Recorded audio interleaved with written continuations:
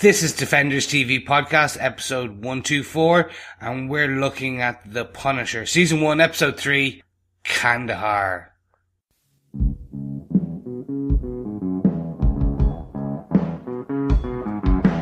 I hear a lot of people saying the blues, but I'm gonna tell you what the blues is. When you ain't got no money, you got the blues. Welcome back, fellow Defenders. This is Chris from Defenders TV Podcast, and we are on episode 124, and that can only mean one thing. We're looking at The Punisher, season 1, episode 3, Kandahar. I'm one of your hosts, Derek. Hi, I'm Naked and Tied to a Chair. I'm one of your other hosts, John. And before anyone else asks, no, I'm not naked either. I'm wearing at least a slip. Yeah, no, I'm doing it for charity. Was Micro doing it for charity? Oh no, he most certainly wasn't, but yes, no, I am recording live naked on air, as podcast John, yeah. Aren't you happy this isn't a video podcast? Maybe you're happy that, maybe you're not happy that it's a video podcast, but welcome back, fellow Defenders. Great to be here for episode 3 of our Punisher coverage. Definitely, yeah. This is my favorite episode so far, actually. Really enjoyed it. Yep. It was great to see the Marvel abs back on the show. I think Micro was going deep undercover with his Marvel abs like I do. I was kind of the same. I was like, I always envisioned Micro as a big, chubby guy. I don't know why. Okay. I have this like Cheetos hacker where he's just like got crumbs in his beard and he's kind of like just leaning back. That kind of South Park look of a hacker. And he's just like, so when they changed, when I saw this as being Micro, I was like, but then they didn't give him abs. So I'm like, okay, it's fine. He's healthy enough that he can run a few blocks, but he's not healthy enough to get abs. I respect it. Yeah. Well, you know, as a hacker, they did give him a beard and scraggly hair that looks unwashed for about a year. So, yeah, I think they've got it about right. A different type of standard hacker that we get here instead of the same. I still want the Johnny Lee Miller and Angelina Jolie version of hackers from Hackers. Come on, that was brilliant. Anyway, fellow Defenders, let's jump on with it. If you're joining us for the first time, why? But more importantly, get over to our Facebook group at facebook.com/groups/Defenders TV Podcast, where we are discussing in deep spoiler-filled posts that our lovely host Derek puts up every episode of this season. But also, you can send us your own feedback and we can hear your dulcet tones on the podcast by sending your voicemails through the website at defenderstvpodcast.com. And on the left-hand side, if I believe right. I think it's the right-hand side. Okay, well, then it's even better, because that's the right-hand side. You can click a button and leave us a short piece of feedback, and we can slot you into this episode. Or actually, slot you into the next episode. And more importantly, if you just want to do some written feedback and don't want to put it up on the Facebook group, you could send us your thoughts via email at feedback@defenderstvpodcast.com. Yeah, we've been getting some feedback in so far now that the episodes have aired on Netflix. We were recording in advance. It's great to hear some kind of feedback from the audience that's watching this. So thanks so much for that feedback so far. We'll discuss it later on in the podcast. Gentlemen, I'm a bit like Micro. I'm itching to move. So why don't we jump into this one? Because I think it's going to be a good episode. Derek, would you like to take us through the episode details? Yeah, episode 3 of The Punisher was written by Steve Lightfoot again, so he's written 3 episodes back to back. This seems quite similar to the way the Defenders, where they gave each episode to the main writers of the show. It's quite cool that he gets the 3rd episode again. The episode's directed by Andy Goddard. He's directed Iron Fist, episode 12, Bar the Big Boss, did Daredevil season 2, episode 6, Regrets Only, and the Luke Cage episode 7, Manifest. So lots of experience in the world of the Defenders. John, do you want to tell us what they gave us with your synopsis for the episode? Sure. Naked and tied to a chair, David Lieberman quickly realizes that he's underestimated Frank Castle but he's planned for this. At regular periods of time, Micro has to disable alarms and bombs around his base of operations, so Frank will have to keep him alive. Meanwhile, Russo continues to support the Veterans Program as Private Lewis Walcott's personal situation begins to deteriorate. However, Russo is unaware that Kurt knows more about Frank than he's letting on as they head off to raise a glass to Frank at his gravestone on his birthday. New information uncovered by Stein on Carson Wolf adds unsettling details to the investigation into his murder. As Dinah tries to keep this evidence under wraps, she must begin to work with her colleague and make a choice on who to trust at Homeland Security. Back at the Faraday cage, while captive, David shares why he is hiding. Frank, though, is still skeptical about his story. However, as their separate stories begin to converge on the events in Kandahar, David as an NSA analyst sifting through video files, and Frank as a member of an elite unit enforcing Operation Cerberus, they realize that they must work together to beat those nameless figures who have brought them misery and misfortune. The missile must be guided, but it comes with a catch. There is to be no court bullshit. They must all die. They all must die. Yes, what a line from Frank. I like that it's followed by Micro saying, "I can live with that." Nice little play from Micro there. Yeah, nice touch. I really like that this was a different type of ending for Netflix. Like, it wasn't a cliffhanger to a degree. It wasn't what is happening next. You know what's going to happen next. You get your authentic Punisher. Everyone must die. They need to pay for their crimes. Based on the episode, you're kind of expecting Micro, David Lieberman, to not say, "I can live with that." Right. Okay. But it was an interesting ending. I think he needs to find his way back to his family. I think he'll do anything for that. I think that's where it comes from. It is an interesting episode. We'll get into our points in a minute, but it is an interesting episode. This kind of moment has happened in the Punisher movies that Micro's been involved in, or that his support person has been involved in, and it's something that takes about 2 minutes. It's where Micro goes, "Hey, I'm a computer guy and have access to loads of information that you need to complete your mission, Frank." And Frank goes, "Cool. Get me some guns," and then they go off and complete the mission, basically. So it's kind of cool that they took a full episode to get these two characters together, because Frank doesn't trust anybody. Why would he trust Micro? Why would he trust this guy that's been following him and spying on him for so long? Why would he set up with him? So you do need to have this moment where they take some time out and go, right, these two characters are on the same side, and they're eventually going to come to a point where they are going to work together to take down this new evil organization or evil situation, I suppose. Yeah. Well, gentlemen, I think it's time we jump off with our top 5 points for this episode. If you're new to the show, the way that we cover each episode is that we take our combined top 5 biggest 5 moments that stood out to us from this episode. So, straight at it, let's look at point number 1. Naked but protected. Mm-hmm. I love this concept of Micro. Like, obviously, he's lived in this place for a year, expecting some form of attack, expecting that somebody will come at him. I love this idea that he has so many little protections in place. You know, the alarm that has to be turned off every hour, the camera that he has set up to film if anybody does attack him, and then the injection in his pen, having all those set up together that in case he ever gets attacked, he's able to use them. I think that's a great concept. No, I really like this, especially towards the end when we find out why he did it. Why he has the alarm, why he has a camera, why he has the injection, or how he has the injection and plans to use it. Basically, to a point, twisting what Frank says at the beginning of this episode, where we have Frank going, torture is not about the pain. It's not about the pain at all. It's about the breaking repetition. Mm-hmm.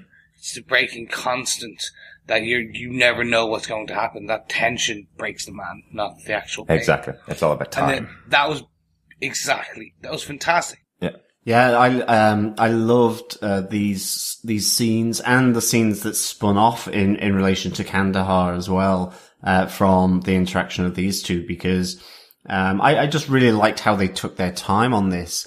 That Frank wasn't going to trust Micro straight off the bat. Mm-hmm. He was suspicious of him. In fact, I think he probably thinks that he is somehow working with the people who were responsible for his predicament. And I really liked that. I liked how the torture concepts, he's naked, I'm here tied butt naked to a chair. He's being hit. He's having buckets of water thrown over him. Having said that, though, I like the way then that Micro turns the tables on Frank, that all these little things, using the pen to key in the password, the interruption of having to do that to disable the bomb, that it's all hardwired in by retinal scan, all of this kind of thing, that ultimately these little details actually help him to reverse the situation and get Frank knocked out by the lead poisoning from his clicker pencil or whatever it was that was in there. I really enjoyed that. I don't know the Punisher and I don't know Micro that well as a comic series, and especially for Micro. He's a character I don't know a lot about at all, and I'm really enjoying getting to know this character. However true or untrue to the comic books he might be, I'm really enjoying getting to know this character, definitely. And I think the other thing I really enjoy about this naked but protracted event is really that Micro challenges Frank all the way through this as well. He's not willing to necessarily back down or give up certain details. Even when you get the first siren clicking in, Lost style with the countdown of 2 minutes. And, Frank kind of thinks this is all, a bit of a ruse, really, sits back and he's there going, no, this really isn't, and eventually that pans out. But, he challenges him, he sort of niggles at him by not giving up details, sticking to his guns or his plan of being able to sort of reverse the tables. It's difficult to know how to say this, but it's kind of, Frank feels that he's the only one that's been wronged here because Micro still has his family alive, and that the kind of work that he had to do as a Marine, means that his pain is greater than Micro's. And I like the way that Micro turned that around to say, we were both doing our jobs. You were following orders and I was doing my job.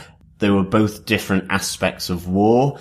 One was more bloody, absolutely, but the other was just as important and has left him scarred and in a predicament that Frank also can relate to. Yeah. So I really like that about this whole naked but protected interrogation. It is really interesting. Frank effectively is giving Micro no respect because his family's still alive. He's basically saying, you still have them, you haven't lost anything. But Micro knows if he puts his head out the door, if he goes anywhere near his wife and kids again, they are dead. So he will be in exactly the same situation as Frank. It's like he's on the cliff before what's happened to Frank happens to him. It's like as if he's just stopped himself and kept his family alive, which Frank couldn't do. It could be that point that, through his actions, he has kept his family alive, and there's a bit of resentment there. Yeah. But I like how it unfolds through the different sort of story arcs that come from this interrogation, at Micro's base, that, that there is an element of grudging respect that comes between the two of them. Yeah, absolutely.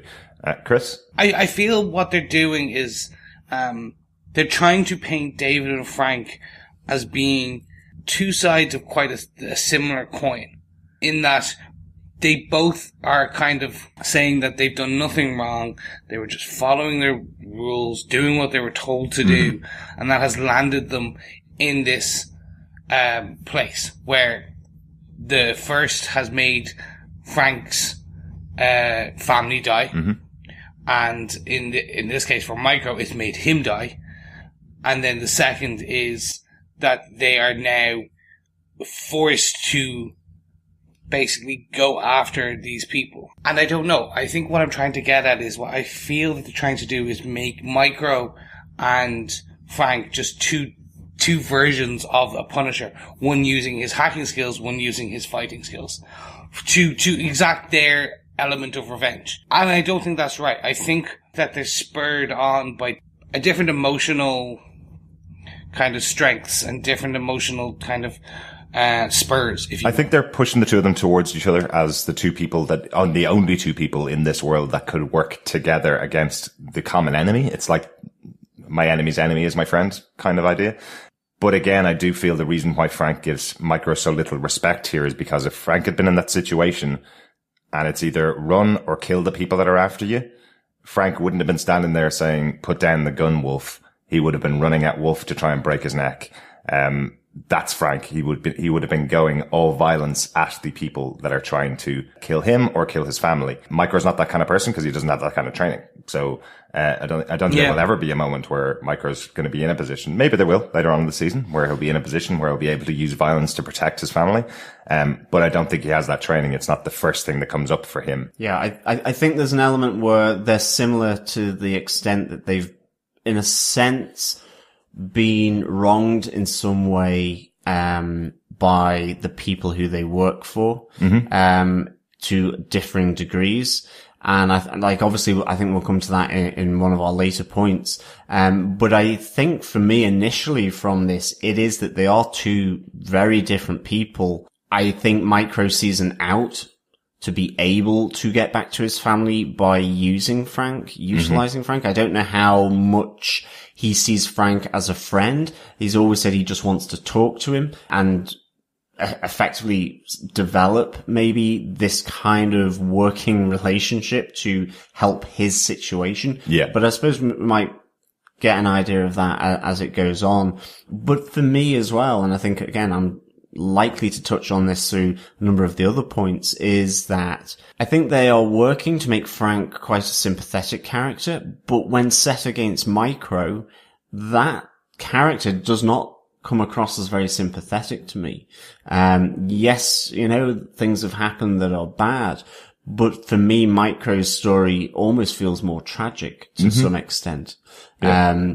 He's dead, and ultimately his family is dead, but he watches them every day. I think it's going to be very difficult to make Frank a sympathetic character. You're right. They're doing their best to at least put you in his shoes and give you a concept of why he's been wronged or how he's been wronged over his life. But let's go on to the origin of Micro. That gives us a bit more information about Micro and about him as a character, and probably feeds very quickly into this point. Because this point, the Naked Protected is the entire episode of the show. So, but just before we do, the one thing I will say, and then we can come back to it later, is, Derek, you said there's no one else who could read the enemy of my enemy kind of thing.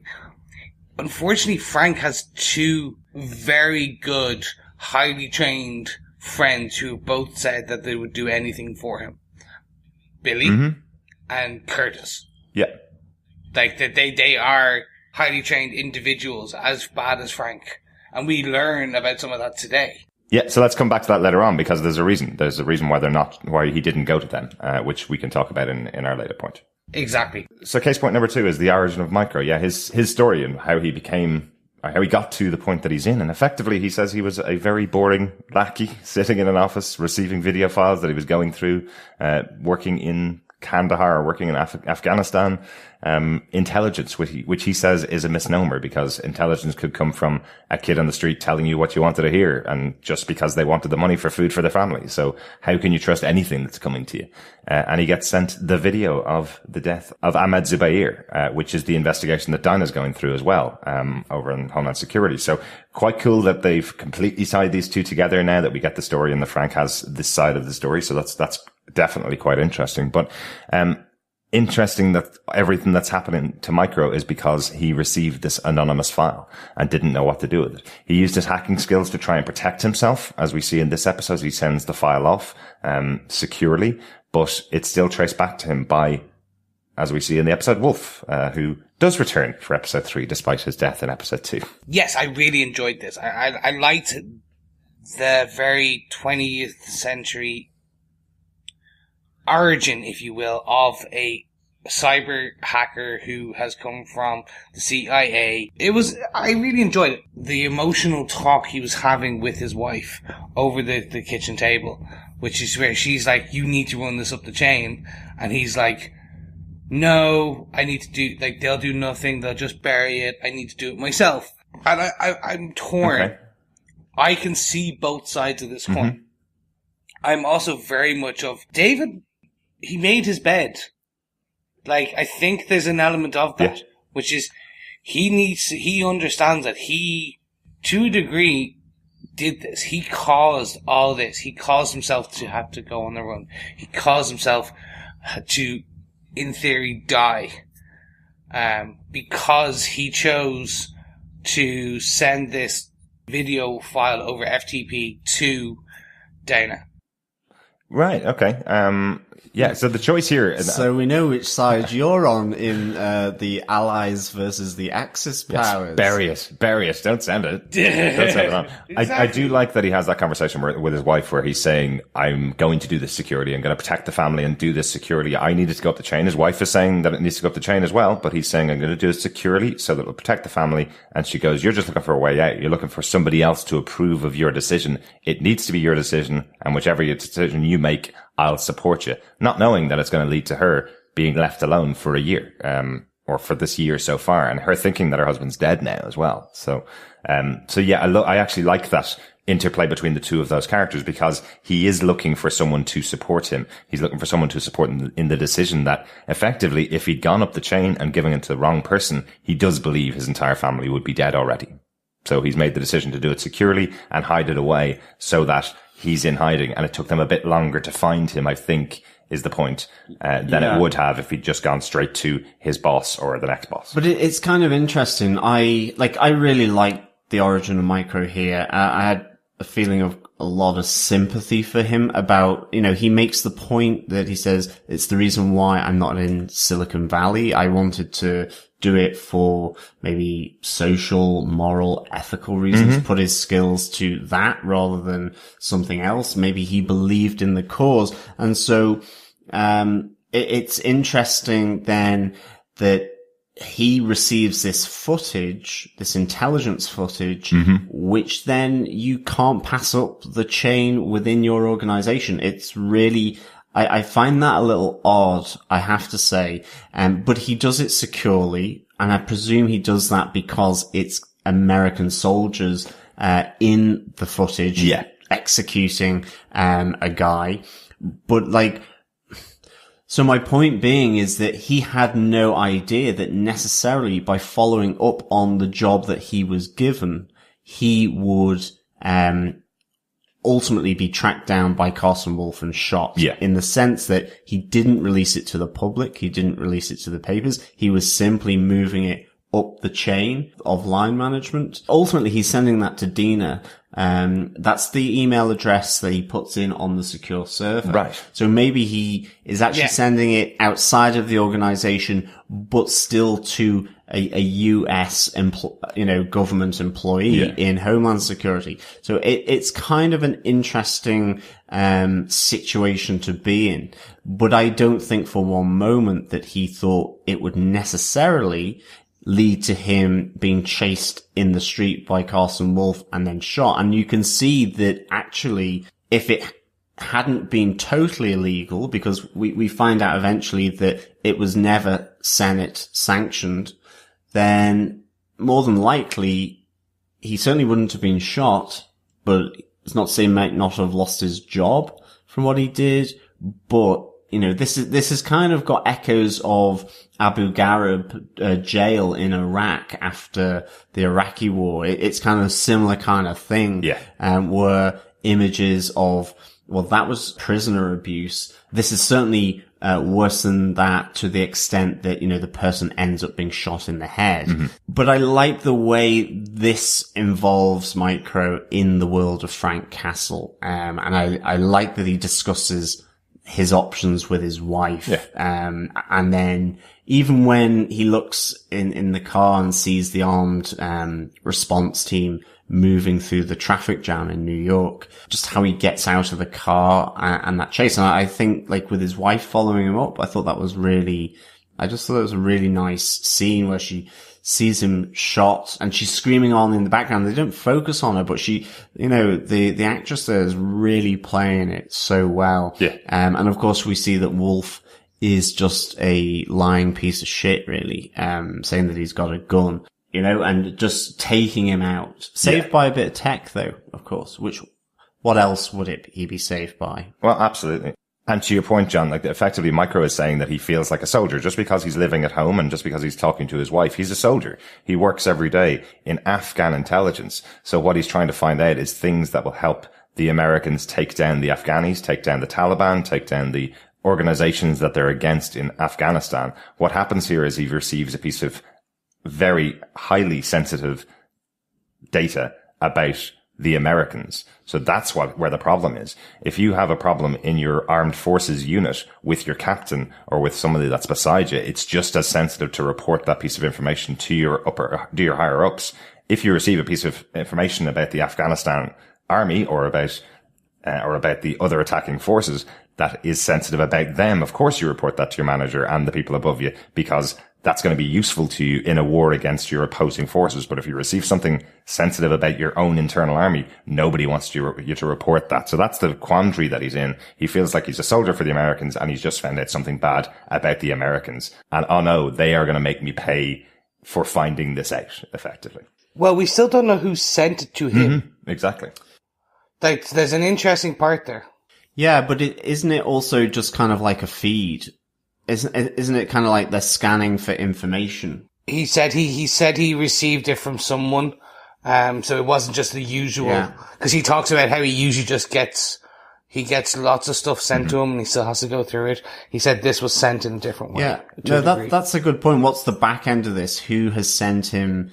That is, good catch there, Chris. Definitely, because I just thought that was on kind of sort of a stream of communications that they're kind of picking up, whether it be verbal, audio, digital, and that kind of stuff. So it could be files or whatever. Right. So okay. And as well, to your point, not only is it about his own side, this intelligence, but actually it's intelligence that is sanctioned, but officially not sanctioned.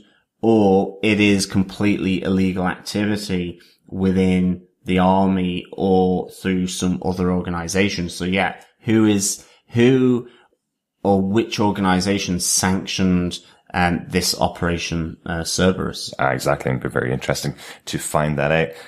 Let's go on to Dinah, the other character in the episode. Obviously, she's been following through here. She's now taking over from Wolf because nobody else is going to be able to do the job. She's in the job, about a week now? Her boss has been murdered and now she's going to hopefully be taking on the position. I love that discussion that she has with her mother. There you go, Chris. Mother is back in the show. I knew she was coming back.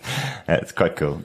I love their conversation where Dinah's effectively telling her mother, this isn't me being what you think I am. The best word to describe me is arrogance. I'm arrogant. I don't think anybody could do the job as well as I can. That's why I'm going to get this position. I love that moment from her. You can tell she really does feel that she's the right person for this role. I think that's really cool. And then we have the opposing argument given to her by Sam, who is effectively suddenly saying to her that you're not treating me like a partner anymore. You're now treating me like you're my boss already. Quite interesting. Yeah, I liked Sam Stein in this. I was like, go Sam. Rightly put, he comes with the information. She tells him to sit on it, but gives him no credit for it. Mm-hmm. And he's like, why should I bother? What, have you ever done in the short term that you've been here that has meant that I would be loyal to you? Why should I sit on this? This is only because of some kind of, as far as he's concerned, some kind of, pipe dream investigation that she's still trying to pursue, even though she's been told not to. And I like that he stood up to her, here. And I like, just the fact that, through the conversation between Dinah and her mother, the night before, they kind of clicked what her mother was saying, that, you do need to let people in. You do need some help.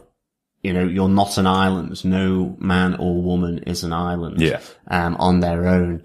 And I like that fed into then Dinah's response, to say, look, hold on a second. I love the way she even says, hold on a second, Stein, calling him by his surname, and then goes, no, Sam, It's maybe she's just not very social skills orientated. I think she's all about the job, yeah. To a degree, I'm not enjoying this story arc. Dinah seems very much like, I love her mother. The character is fantastic. I love Dinah. The character is fantastic. I think it's the deadpan arrogance. And I suppose actually this is what they probably wanted. It's so grating. I don't like the way the arc is going. I'm hoping it will be led more into the Frank Castle micro. Like, we know they're going to play odds and ends at some point in this season. Yeah. So I want to get to that, because that's going to then make her stop just constantly obsessing over Kandahar and what happened there and her partner. And they're bringing up the same plots consistently every episode. I know it will come. I'm hoping it will come sooner rather than later. But it's just, overall, I'm a bit like, they could have done her three episode arc so far in the space of about 10 minutes, 15 minutes. They could have cut the scenes down and quite easily spread them, or just put them into this episode. Like, we didn't need to see this ever evolving piece on her. She's gonna find out how dirty Wolf is, and it's gonna get worse. So I'm interested to see how far down the rabbit hole she'll go. Yeah. If you understand what I mean. In other words, in order to clean the dirt from this side of the organization, she's going to have to get dirty herself. Right. I kind of agree with you to some extent. I think I would actually have liked to have seen more on Dinah and Sam to really begin to invest, because like what I've seen of them, I kind of like the dynamic. I wouldn't like to necessarily work with her if that's how she treats her employees, but I think we still need to see more about her and why she's so invested. For example, with Ahmed Zubair, for example, I think why she's really got her claws into this and won't let it go. The relationship between her and Sam, and I suppose just that it does need to develop some more. Interesting theory. So Micro sent it to Dinah, and then he was chased down. Now, we could say that it's been leaked, or someone intercepted that communication by email, or the record file of that. But again, I'm still there wondering, are we not being shown much about Dinah other than this obsessive look at this case, other than she could be a bad person? Maybe. Bad guy, a bad gal here, and that she's the one that then tipped off the organization to send Carson Wolf. So actually there's like 7 degrees of separation between her and Carson, that they don't know that they're working on it. That's my weird, wacky theory still, is that she is one of the big bads. But I suspect it won't pan out, as I said before. But still, at this moment in time, I'm basing that on the fact that the only person that we know Micro sent it to is to her. It's a weird one. Yeah, she did mention to Ben in a previous episode that she received a disc of it, but the disc was stolen, is what she says. So it feels like what Micro's sending her, the digital copy of it, is the second time she's received the file, is what it sounds like almost. Or at least the second time the file's sent to her. But maybe she didn't receive the file. Maybe it was intercepted, before it got to her. I honestly think the only reason that these two characters are in this particular episode is just to keep their side of the story alive. It's hugely important that they repeat the fact that Wolf was the head of the organization and he's gone now, and he was the one that killed Micro. Yeah. So you have to tie those bits in together. Dinah's hugely important in the series. She's the legalized side of what's going on with the Punisher. So she's trying to take this operation down from one side, and he's trying to take it down from the other side. So while they may not have had a huge amount of scenes, I think it's only about 2 minutes of the entire episode. I do think it's interesting to see that a week back from Afghanistan, she's now in charge of Homeland Security office, or this office of Homeland Security. Quite interesting. Will we get on to the main point of the episode? Because this is our big moment. We've been talking about Kandahar since back in Daredevil season 2. What happened in Kandahar doesn't really stay in Kandahar, does it? Operation Cerberus. Lots and lots of new information about what actually happened to Frank in the war. We heard about it a little bit back in season 2 of Daredevil when he talked about his leader, but we didn't really hear anything about this Agent Orange and his type of leadership. The whole concept of I point, you shoot. I like that Frank's response to him when he starts taking over the operation is, as long as it's sanctioned by the government, I'll do it. As long as it's gotten approval of the government, I'll do it. And Agent Orange's response is, I'm the only authority you need. So quite an interesting idea. We do find out at the end of the episode that it's not sanctioned, but I like that Frank at least is looking for justification for what he does. He is a weapon to be used by America, by the United Forces, as long as it's been approved by the right people, effectively. I like that they've put that into Punisher's character, that he does need the justification. He's not just someone that will go out and blow things up. He's saying, I'm in the army. I will do what my superiors tell me what to do, as long as it's approved. Yeah. Like that point. One other thing about this operation, I do like that it fixes a continuity problem in all of the iterations of Frank. Various times he's been members of various different military outfits. In here, as it gets set up, as Schoonover meets them all, he effectively says, I don't care what army force you were in before. You're the best at what you did in those forces. Now you're forming one central force that is this operation. So it's a great way to tie up that idea of whether Frank was a Marine or an undercover operative, or whether he was in the SEALs, maybe. You know, there's loads of different things that are out there. So a nice way to tie them all up together and go, I don't care where you're from. You could be from any unit. We've got the best of the best here, and they form Operation Cerberus. Yeah. I loved how this really exposed the filth of war, to be honest. I really did. I mean, a question straight off the bat. You know, we've seen it a few times now, this execution of Ahmed Zubair. Mm-hmm. But to me, the man who had the balaclava on that pulled the trigger, it looked like Frank's eyes. So I have a question to you both. Do you or do you not think it's Frank that pulls the trigger here, that he thinks he is justified in this execution because he has been told that he's got the sanction of the Senate in the US? Yeah, I think only after watching it the second or maybe even the third time I watched it, I thought it was Schoonover many, many times, as Orange points to him and goes, now pull the trigger. But that scene directly afterwards when Frank wakes up from the dream of his wife being killed and has the killer pulling back the mask to reveal Frank's face, you're absolutely supposed to connect the two images. And I just wasn't connecting it the first couple of times. I think it was possibly because we were watching the screener versions on a laptop, and now we've been able to watch it on a television. So it's much bigger on the big screen. So we've been able to actually compare the two. And I definitely think it's Frank. And it relates back to Agent Orange's quote of, I point, you shoot. Exactly. And that's exactly what happens in that scene. Yeah, yeah. So, first of all, yes, similar to you guys, while watching these screeners, I never made that connection. No, me neither. Now I do. Yeah. Now I do. Yeah, it's I think I had it written in the notes, Frank does not pull the trigger.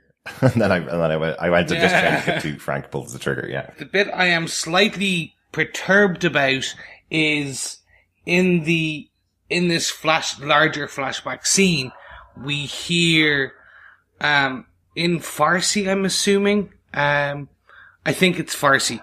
The prisoner does say, I'm a policeman, don't do this. One of the men had to know or speak Farsi. Frank probably has to speak Farsi after being in Afghanistan for 2+ years. I'm assuming someone else outside of Agent Orange would have heard this. That's the bit. There's definitely somebody that says to Agent Orange, what did he say? And he says, nothing useful is his response. So I don't think these guys know what he's saying. Okay. Who's filming this? Okay. How do I put this? Mm-hmm. There is one gentleman filming this, and so we need to connect that dot to who the person who leaks the video. So once we know who filmed it, we can probably assume we're going to know who has the terrible camera skills and who's the one who gives the video away. 2, I don't like the idea that no one else in that room speaks Farsi or what the actual language. Correct me if I'm wrong, guys. Please let me know in our spoiler notes on Facebook group, or just send us feedback into the next episode. Let me know. I'm assuming it's Farsi. I'm probably wrong.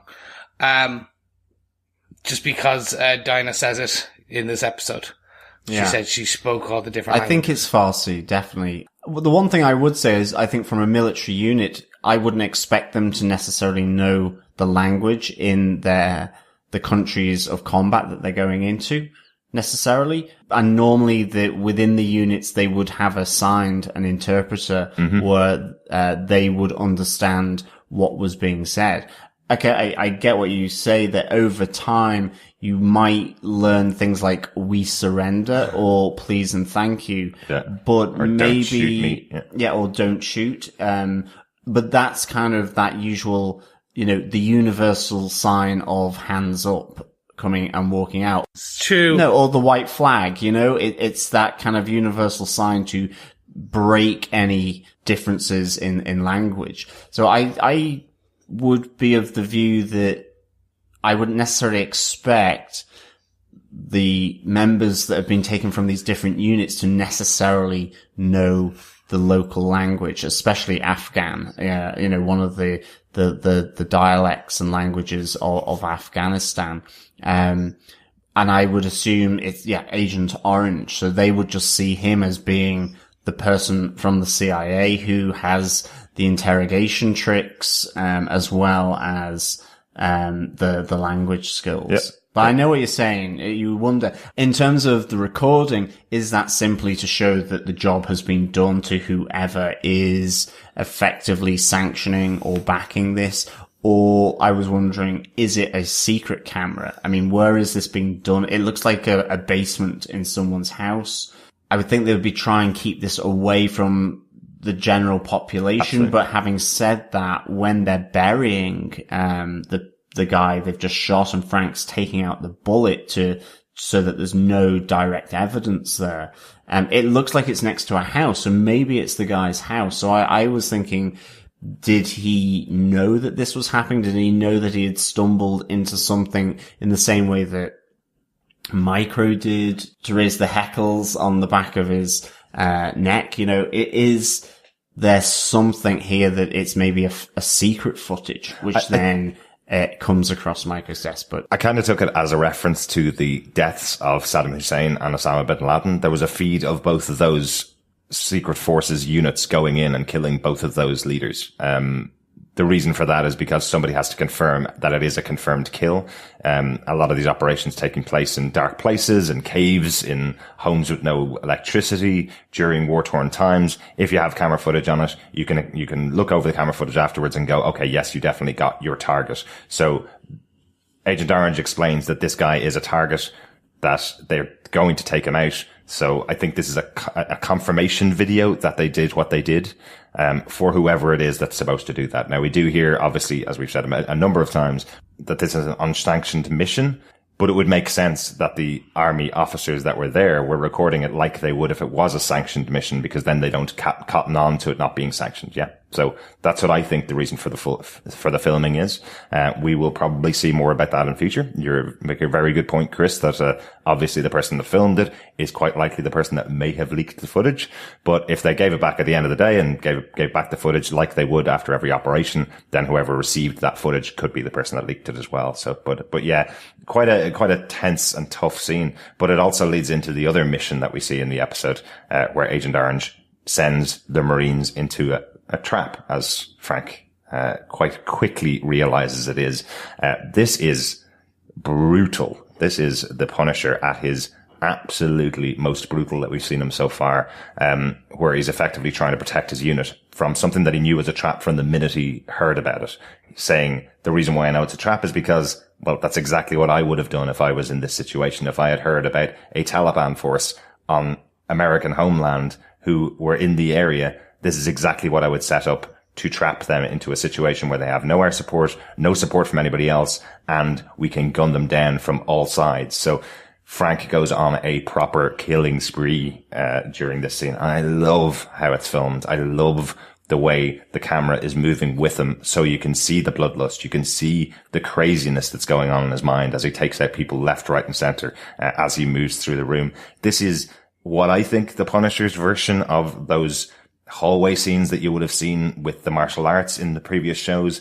the reason why those played as one-shot scenes is because martial arts is a beautiful thing to watch. It's great to see people using their abilities and dancing and fighting the way they are in those previous shows. This is about the brutality of war, and it's shot that way. It's something that you would see in something like Green Zone or like Zero Dark 30, something like that, where it's a much more realistic scene, seeing people getting blown up left, right, and center rather than just being knocked out by a kick to the face. So I think this is their version of that. Very different, obviously, from the other Defenders shows, but I do really love how this scene was shot. And this is the mission as well that we're familiar with from Daredevil season 2 as well, because we see Schoonover's arm taken off. Yes. This was the ambush that was mentioned in Daredevil season 2. Yeah, I mean, it really, frankly, is proper bloodlust. It's pretty difficult to watch, actually. Certainly where he then kind of repeatedly hits one of the other fighters in the head with a rock. Yeah. That's fairly difficult to watch. And I was there going, okay, this is more about Frank's bloodlust, and how he is doing it to protect his unit. In the same way as, you know, his lust for vengeance, in trying to avenge his family, you know, because he couldn't protect them. So I kind of thought this was pretty difficult to watch, actually. I thought the scenes, as he moved to kind of take this particular part of the battlefield was really well done. I loved the muzzle fire, and how that lit up his face. I thought that was pretty cool. But certainly, I really liked the aftermath of it, between him and Russo. How Russo is looking to get out, that he has sensed a rotten apple in this barrel, that something's not right. He's had enough. This is not war, he says. And then how Frank takes this out on Agent Orange, where he's like, you know, who's simply, did we get the kill? I don't know what Frank did with that punch, but did he take out his eyeball or explode it? Because he looks like he's just lost his eye. It's pretty brutal, isn't it? Yeah, pretty brutal. But rightly so. I suppose that he's trying to take care of his men. Like, you know, he's a leader in this army himself, and Billy Russo are both leaders of sections of this force. And after coming back and getting them back alive, not one question over, are you safe? Are you secure? It's, did you complete the mission? Did you kill our target? Frank is effectively saying there was never a target there. Like I told you at the beginning of this, it was a trap. It was nothing about the target. So, so quite a horrific moment, really, with that punch to the face of Agent Orange. The overall Frank descends into madness. I like that they called out at the beginning that Frank sees this as a trap. He's questioning it. He's like, why? This is obviously going to go badly. So I like that we're showing that Frank wasn't just the gun. As Agent Orange said, I point, you shoot. So it wasn't that. He's still, him and Billy, still as the acting officers of their, I'm assuming they were kind of the acting officers, lieutenants. It was lieutenants, wasn't it? The acting lieutenants of their two little bands of the Dogs of War. Those two little bands had their alpha males, the leaders of those packs, and they were brought in, and it was like, no, this smells hooky. Like, this smells off. This is a bad idea. And they were just told to do it anyway. I loved seeing then Frank descend into this, like, the furious bloodlust Frank, I think, as you guys said. It's interesting. While I want to see that, I think he's gone beyond that now. Yes. I think he finds himself in these situations. So, I would ask you, was the Frank that we saw in Kandahar in that kind of bloodlust scene the same Frank we see in episode 1 with the, hammer? When he goes after the 3. Yes, I think the point is that this is always bubbling below the surface. I suppose what we see in Kandahar is this is one-man army, Frank. So he takes out a force sent to kill, 16 members of this team? And they're the best of the best. So they've obviously sent quite a large force from the Afghani side versus this team. And what we see here is Frank takes out every single one of them meticulously, and gets his force back home. So this is one-man army, Frank. This is something that he can do because he's got the training and because he's got the skills to do it. And yeah, I think throughout what we saw in episode 1 and what we will most likely see again if he comes up against the people that put him in this situation and it wasn't a sanctioned government operation, is that it's just bubbling under the surface and he's keeping a tight lid on it. It's like the Hulk and the anger. It's always there, but he keeps a lid on it. Okay. Because I'd argue that they were different. I agree with you now. I see where you're coming from, but my argument would be that this was the first time Frank let go. Mm-hmm. Okay? So he was manic. He didn't have the control of this craziness. So now what you're seeing these days is he has more control of it. So he's learned to tap into that Punisher visage. So the example I will give you, right, is where one of the second rooms I think he comes into, he shoves the first guy against the wall, shoots him, and then pulls him into a hug as he expects he's getting shot multiple times from behind. And then he shoots forward and none of that is controlled. He's just going on pure adrenaline and roll. Right? But then what we see in episode 1, and especially at the very end of the episode with the gang, is he's that same guy, but it's more controlled, it's more fluid, it's more systematic. He's not just unleashing his rage like Hulk. He's unleashing it at breakpoints. So he's smashing the hammer into knees.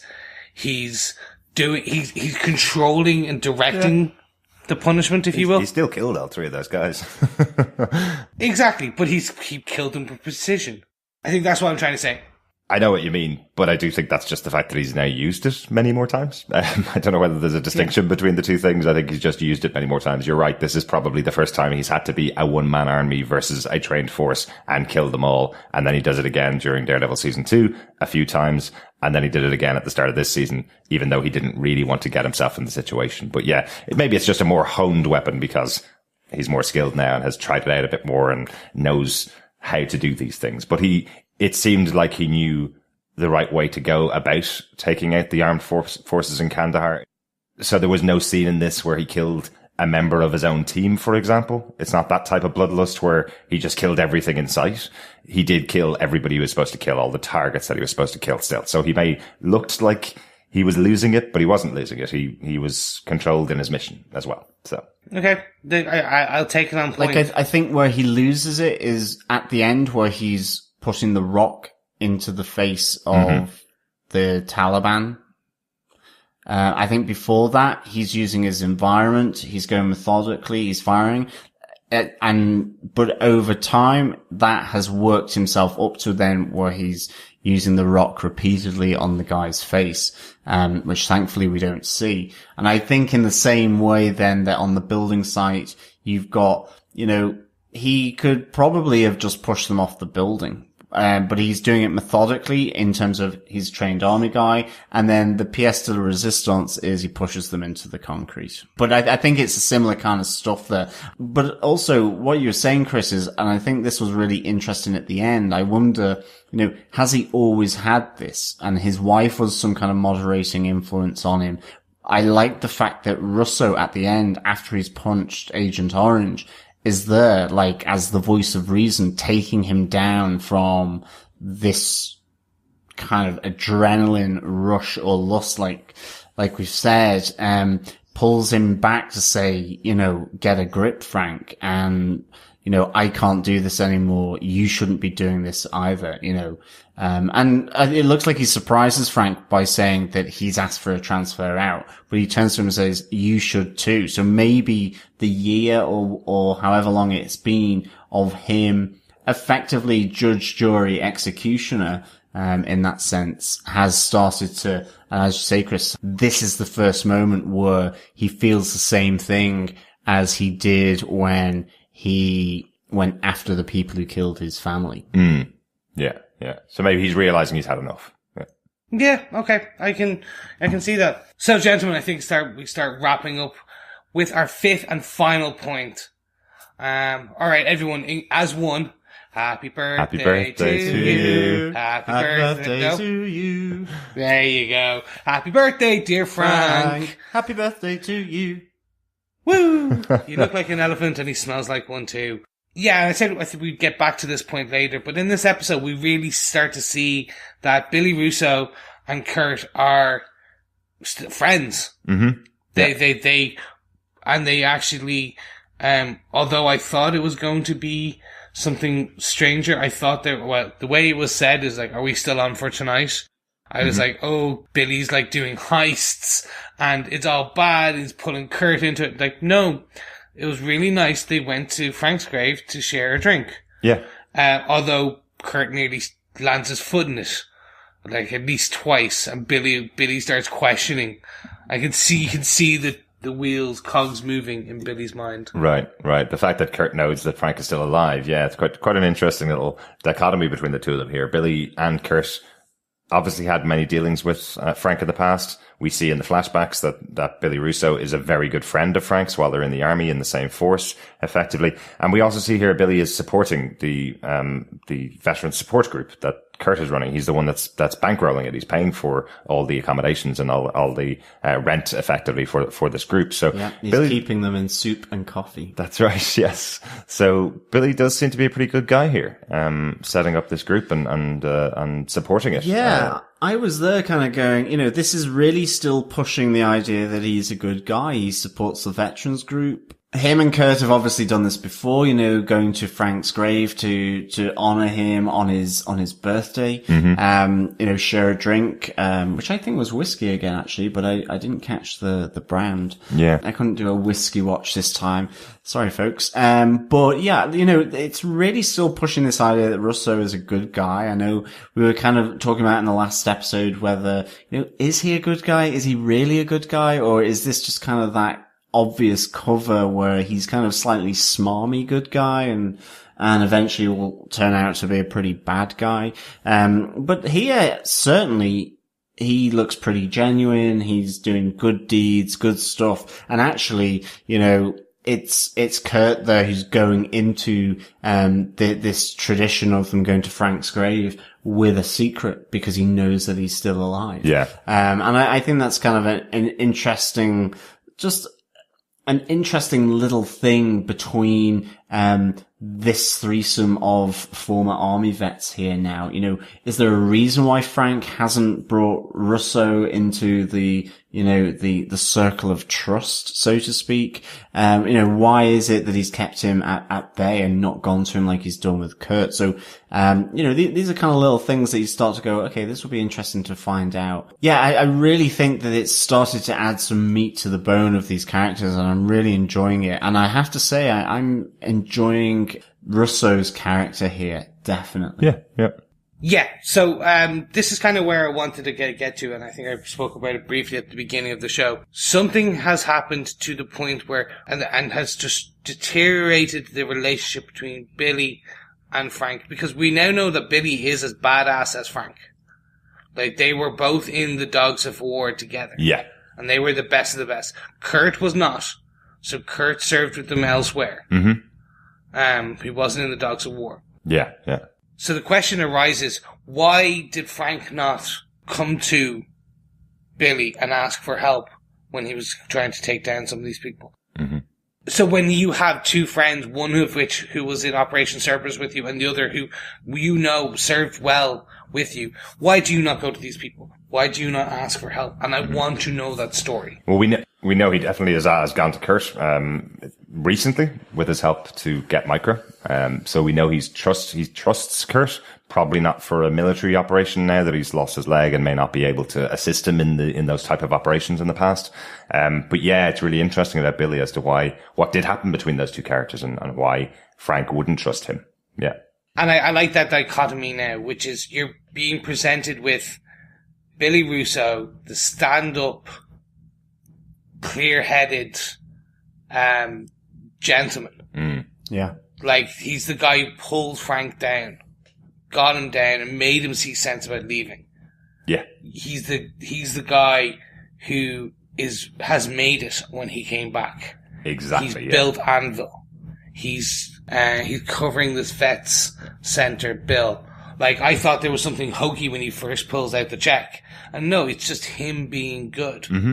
So I'm like, there is so much more to this story that I want to find out. Yeah. What is the reason Frank doesn't trust him? Definitely. Or do we even know that he doesn't trust him? It is one of those things, like, I wonder if it's in the fact that, he gets out before Frank did or something. And there's an element where, there is that moment in that scene after the trap where Russo says, I'm getting out, I've called in a transfer. And Frank looks at him to go, but you never told me. Like, it's the first time he's hearing it about it. So I wonder if there's something in that has meant that Frank doesn't trust Russo, or is it more than that, as you say? One of the interesting things is that, now it's maybe a bit on the nose for Bookwatch, but in the tent where they're sharing, the bunks side by side, then Russo is reading The Picture of Dorian Gray by Oscar Wilde, who was incidentally anyway played by Ben Barnes. He played that character in the film called Dorian Gray. Yes. But obviously that book tells and talks of a dark soul that is hid away from people, where the aging is going on in another room. Something else is happening elsewhere. What he is putting out for public notice is a facade. So even though I think he's a good guy, is there a double? Was it just a reference to Ben Barnes's previous character, or is it more about, it talks of the character Russo, Billy Russo, and whether he has locked away somewhere a darker soul than he's willing to show on public? Interesting. Yeah. I am questioning, and I kind of think might be a good way to start wrapping up, is, so we know Cerberus, Operation Cerberus is probably the Act 1 villain. Do we think Billy Russo will become his comic book counterpart to a degree? I'm not sure. I'm not sure at all. I think if he does become his comic book counterpart, I don't even know if it needs to be in this season. This character seems like he's on the good side. They do make a slight reference to it in this episode, which I thought was quite fun, where Frank's asking him, does he have any plans when he goes home? And he looks at Frank, smiles, rubs his face and goes, well, I wouldn't want to deny people of a good looking guy like myself, effectively. So a nice little nod to the fact that he's not going to be good looking, in the future. So. Yes. Yeah. So I'm wondering, is the first act going to be Frank taking down this, same way we got Cottonmouth and Black Mariah? Like, we always do usually get 2 bad guys per season. Maybe. Be interesting. That's it, because I mean, with Anvil as well, did he, build that up from scratch and legit? Or is there something in this company, Anvil, that maybe is slightly more suspicious as well in terms of how it became so big, maybe so quickly? I don't know. I'm not entirely sure of what the timelines are there. Just one other quick thing for me, as well, just on this point, is I'm really enjoying the veteran circle here and Private Lewis Walcott. Yes. I have to say, I didn't think that this was going to necessarily be some kind of maybe little side story. I don't know how integral it is, or whether it's just trying to maintain, the veteran circle and the element of PTSD. But I really enjoyed the whole aspect of this former Marine feeling betrayed by his country, but offered advice by one of the older veterans that he should take matters into his own hands. And whilst he doesn't do that here in this episode, I don't know about future episodes, but I think the basement scene where he almost shoots his father coming home because of the nightmares that he's reliving in whilst he's asleep, and he's got, his comfort gun next to him. I just thought that was really, really good. And I think for, this series, I think it's a really important thread through it. Certainly when you link it back to maybe that bloodlust that we were talking about, of Frank, trying to save the mission after the trap has been sprung by the Taliban. You know, is that just simply the fight for survival to stay alive in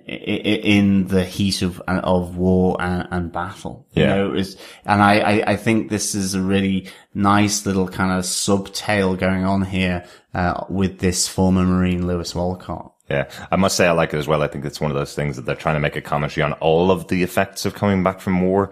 You know, Frank would have adjusted well if his family were left alive. Now he's taking it to the people that cause that. You've got Billy, who has adjusted very well. He set up his own practice using some other people that were in the army with him. That's a really well adjusted guy. You've got Walcott here, who is not adjusting at all to society after coming back.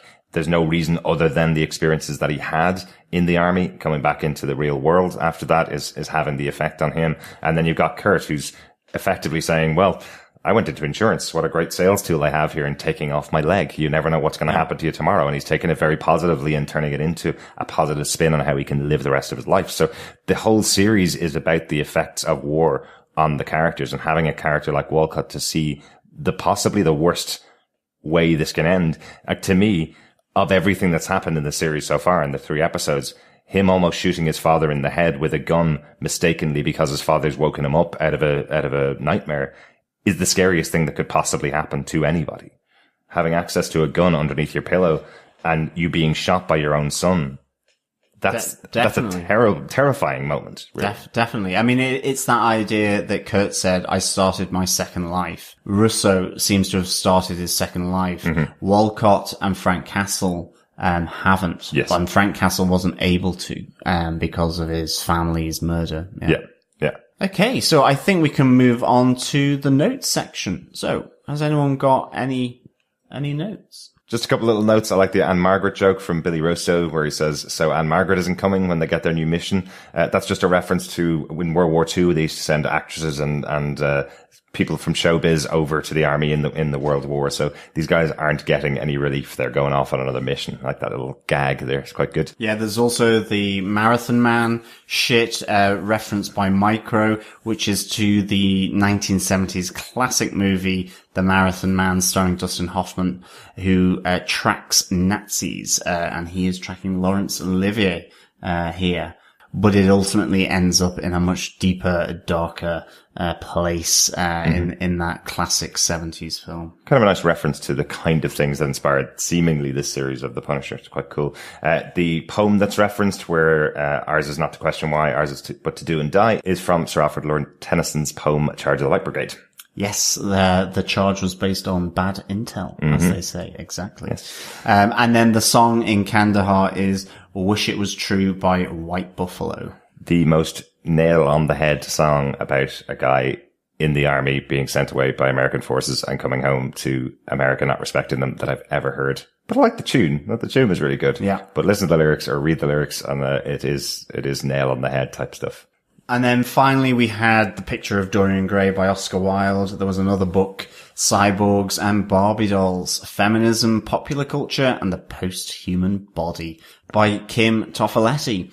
Whether there's any idea other than the technology around changing your physical self and obviously to the world of Micro, who knows? Yeah, I just thought by the way Frank throws it away, it may be kind of a reference to Iron Man and the way that people enhance their bodies in the Marvel Universe. That's not something that Frank needs to do to take out his enemies. He's a character that carries guns, shoots them, carries knives, slashes people, kills them, uses his fists to punch people out. He's not a person that's enhancing his body to accomplish his mission. So just might have been that reference. Couldn't get any other reference from the book. But it was a weird cover. I'll give it that. Definitely. Yes. So, gentlemen, I think that's all our notes. Am I right? Yep. So, I think what we'll have to do then is throw it over to young Sir Derek. Do you defend this third episode of The Punisher, Kandahar? I absolutely defend this episode of The Punisher. I like how it slowed it down a little bit, just to get that relationship of Micro and of Frank side by side together, making sure they're on the same path. Some quite big revelations in here about the fact that the mission that Frank always thought he was on in the army wasn't a sanctioned mission. It was something that's in the control of somebody he doesn't know, and he's effectively been turned into an assassin by the army. Some people do say that about special forces teams, that's effectively the kind of skills you come out with is, well, either you can go into assassination or you can not get a job when you come back from the army. But they're effectively saying here that Frank was used as an instrument by somebody that wasn't the American government or the American people, which is not going to sit well with Frank. And as we see, he's now going to go out and kill every single one of them with the help of Micro. So we're now into the mission. So from now on, that's going to be the plan for the series. It does take a couple of episodes to set these kind of things up, but this one I felt was balanced perfectly, with the history of both Frank and Micro leading to this moment. Yeah, really, really good. And John, do you defend the third episode of The Punisher, Kandahar? I do defend this episode of The Punisher. I think this is my favorite so far, of the first three that we've watched. So yes, early days. But I would give this 4 naked men on a stool out of 5. Wow. I don't know how they all fit on the same stool, but there's certainly 4 of them. Yeah, I thought this was really nicely done. As I say, I was absolutely intrigued by Frank and Micro's relationship and how they would come together. And I really enjoyed the device whereby it was an interrogation from Frank, and the story, both Micro's as well as Frank's, really comes spooling out of this. I really enjoyed how Micro kind of turns the tables on Frank. You know, he does a job, he just does it differently from Frank. More subtle, less violent, but it's still just as important. And I like the fact that, you know, Frank, whilst I think he is being portrayed in a more sympathetic way, you know, the varnish is coming off a bit. And I think that came off, certainly in his dealings with Micro, and just by the challenge by Micro to say that, well, are you sure you didn't know what you were doing? You know, you killed people, and this was murder, an execution, whether it was sanctioned by the US or not in that sense. So I really enjoyed that. I'm absolutely loving Billy Russo. It was nice to see him interact with Kurt and to get this sense that he is still, very much a genuine guy here, helping out the Veterans Circle. And then I think this little sub story, I think is really quite poignant with the former Marine Walcott, and certainly the moment where he almost shoots his father, waking up from the nightmare. I think it's a really interesting thing to include in a Marvel Netflix show that is seemingly both distinct from the show but attached to this veteran circle, to be honest. I think it's an interesting take, and I'm really quite enjoying it at the moment. I want to see where that goes, or if it will, how it will work within this show. And then finally, we get a little bit more of Dinah's story here, but I think, like Chris, I really want to see this get a bit more meat on the bone. It needs to kind of be taken out of the office a bit, and into sort of a full-on headlong collision into Frank Castle. I think that's what we need to see with this character now. So yeah, 4 naked men on a stool out of 5. So, Chris, are you going to shock us once again? What is your view of this episode of The Punisher? Do you defend Kandahar? Not literally, I mean, just like metaphorically. Metaphorically, I defend Kandahar. Unfortunately, I do not have the skill sets to physically defend it, unless people were shocked by my usage of words and the vocabulary. If that could work. Anyway, I do defend this episode. I'm going to put it right out there. As I was talking to my fellow defenders, co-hosts before we started recording, I'm still on the fence about this show, but I'm so willing to give it the chance. I'm afraid I see where they're going with this. I am amazed by the cinematography and the direction and the script. Everything is great, but unfortunately I'm still not seeing the results of that. It is quite slow. I understand they are trying to set a tone, set a story, and set a pace for this show. But it's taking time to get there. For example, the Dinah storyline is just, there is no storyline there, really, pretty much. She's a two-dimensional character. I want to see that fleshed out more. She has yet to add that third element to it. So if she becomes more than a character who's just about wanting to know why her partner was killed, then I'd be interested. I know I sound quite down on it, but that is just because I came to expect so much. And is it delivering? Yes, it is delivering, just not as much as I wanted just yet, but I'm still willing to give it the try. So that's why I do defend it, because I think episode 1, 2, and 3 set the stage for this show. If they continue to deliver, then I will start slipping more into the, oh my god, this was amazing. But at this point, it's just, I defend it, but just about. Because I believe I see where they are going with this. They have some great directors, some great scriptwriters, and some great actors. So they just need to tweak the story a bit and deliver upon what they are setting up. So I do defend, but gentlemen, there will be a time in this season where I either just give up and go, nope, that's it, I'm going to continue watching, but I just don't think this is worth it. Or I will go, yes, this is the point where it flipped. This is the point where the hard work that they have laid down for X amount of episodes has come to pay off. There we go. Cool. Just want to point out, as we mentioned before, Chris is recording from New York City. So if Chris doesn't turn up for an episode, it doesn't necessarily mean that he has given up on the show. We will tell you if Chris has been unable to record with us for an episode. So just in case.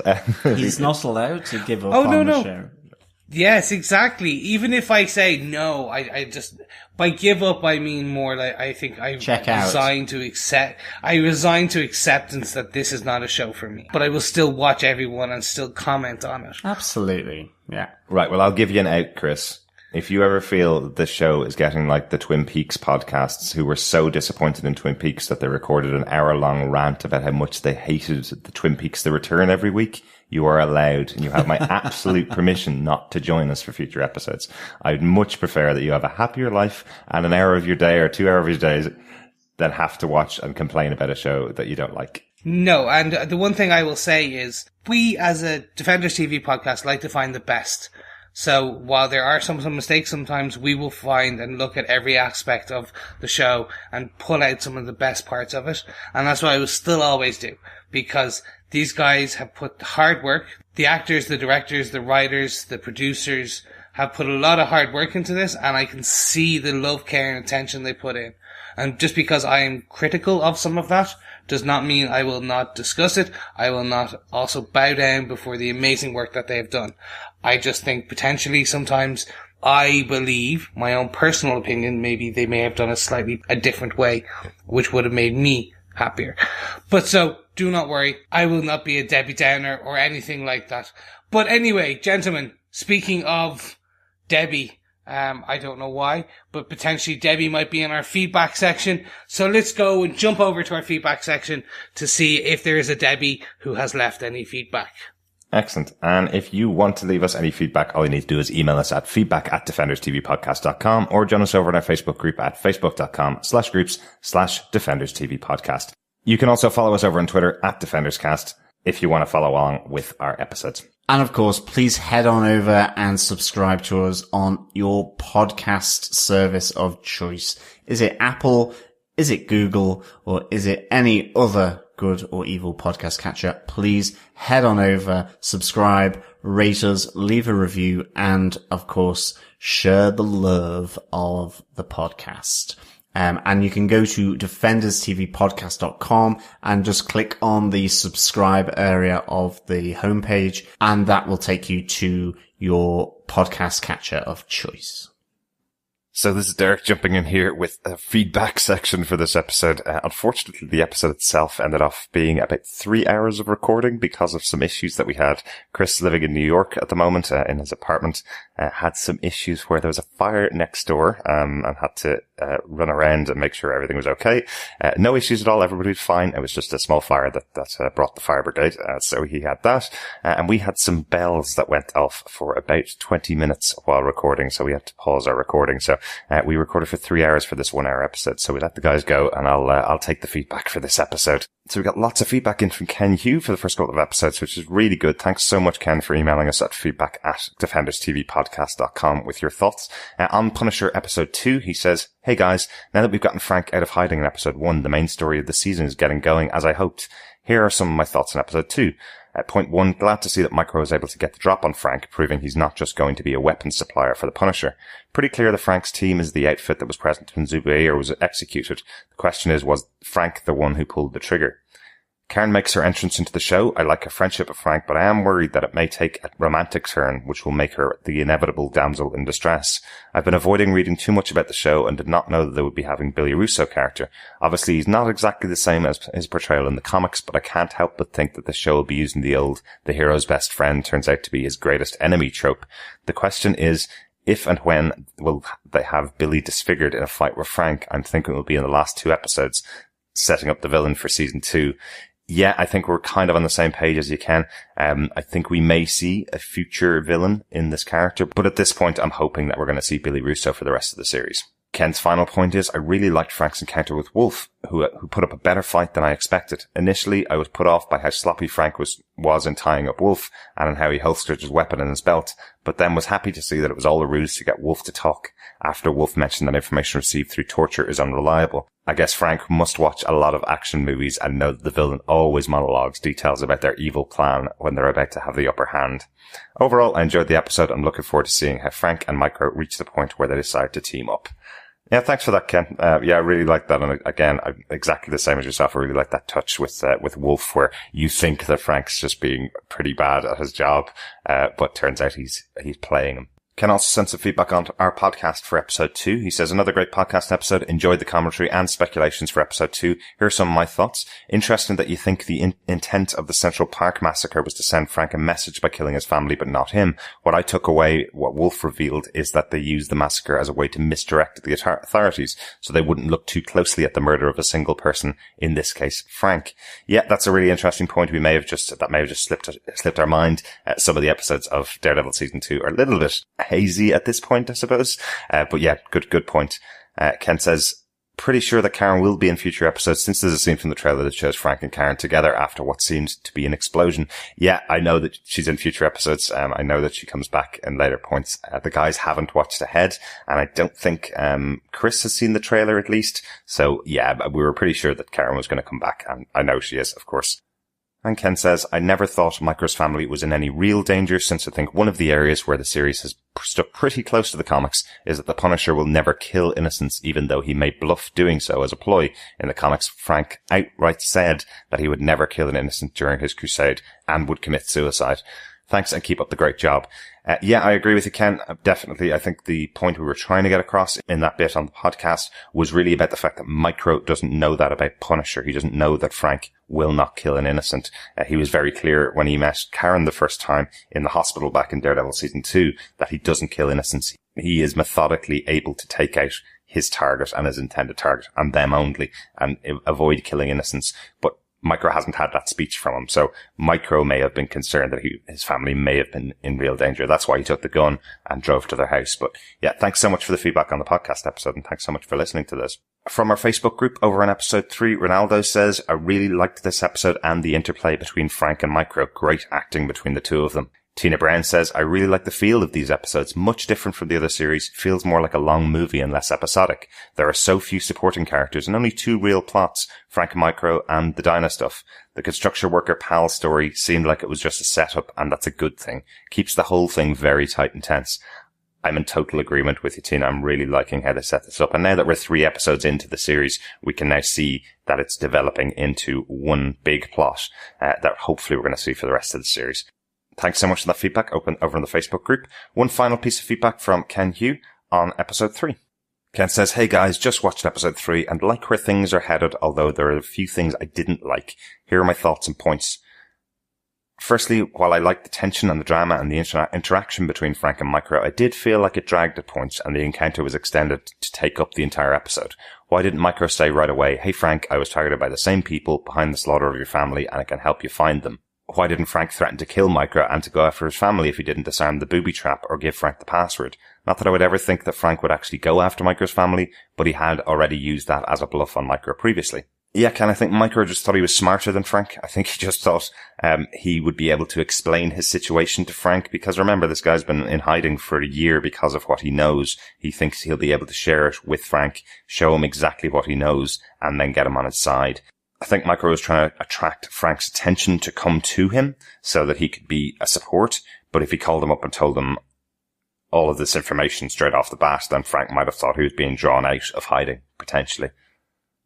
Ken goes on to say, I loved Frank's explanation that torture is not about pain, but about having time to realize you're going to die. Yeah, that is an absolutely great moment in the episode. Ken says, even more convinced that Billy is a villain, especially after Frank calling Billy the Butte. I'm guessing Billy was directly responsible for the slaughter at Central Park. Ooh, interesting point. Let's see how that one plays out. Ken says, I love the nod to the comic that shows Frank is essentially one-man army who saved his troop. I found myself slightly disappointed, though, by that action sequence. I like the headshots, which were realistic, but don't think the tight shots of Frank going through the building worked. Close-ups of Frank works when he's engaged in hand-to-hand combat, but when he's shooting, not seeing his target makes it look fake. I would have preferred POV sequence where we either see the sequence from Frank's POV or we're seeing Frank shooting from the POV of the soldiers being shot, going from soldier to soldier. Despite the nitpicks, I still enjoyed the episode, and I'm looking forward to Frank and Micro and how they work together. I like your choice there, POV. That's the name of a Punisher title, right? Punisher POV. Good choice there. Yeah, I'm not sure. I think in this case, I think they were trying to avoid the violence in this episode. We mentioned very early on that there's going to be a lot of discussion about this show and its violence and how it presents it to people. I think they didn't want to glorify violence despite the show being very violent. I think they wanted to avoid the criticism, especially in a scene like this. So what we see in this scene with Frank's head and the movement and how the camera's moving in it, I feel what they're trying to go for is the emotional impact on Frank and what it's doing to him, rather than just showing gratuitous heads exploding, people being killed and murdered. I think you're trying to see the effect on Frank rather than the damage he can cause potentially. That's still all in there. You can still absolutely see this guy is a one-man army, but I think they wanted to avoid showing that blood and death on screen. They wanted to really see the impact, which seems to be a lot of what the show's about. Thanks so much for your points there, Ken, and everybody else that was in the feedback. I'll drop you over to the end of the podcast and the bells have stopped ringing and the fire's been put out. Thanks. Excellent. Thanks so much for joining us. Been great to be back with fellow defenders. We'll be back again next week with our review of episode 4, Resupply, which will be out on Friday, the 1st of December. Yes, it's getting very chilly here now, sat butt naked on a stool. So thank you as always for listening, and we'll speak with you again next time. Thank you very much, guys, for listening, and I will see my fellow defenders very soon. Bye.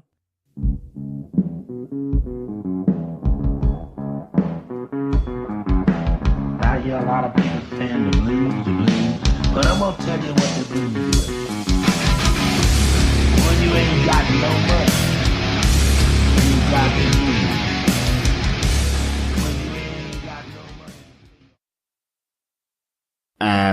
He's obviously done this before with Kurt, where they've gone to Frank's cave, where they've gone to, right. Sorry, that's really going. What the hell?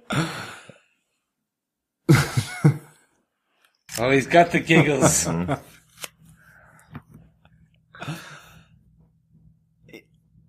I don't know where I'm going. Great. You were saying had they done this before. Yeah. Wow. Yeah. 5 times today. On a Saturday? Why would they do that?